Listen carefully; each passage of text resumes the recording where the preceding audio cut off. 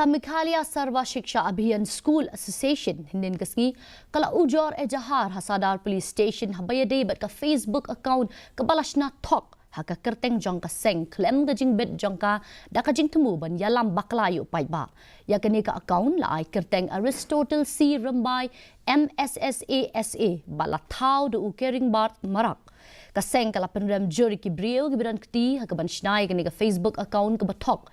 haka way kalyang ka yalam bakla tangi ginong hikay SSA henry wat ikipai ba babon balang.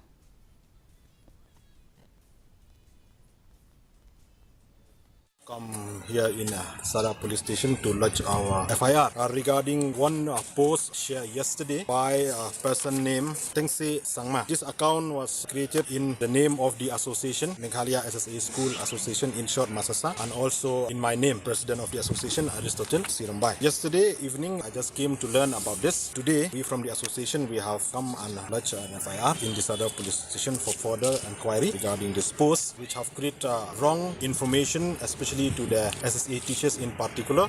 and also to the citizens of the state in general.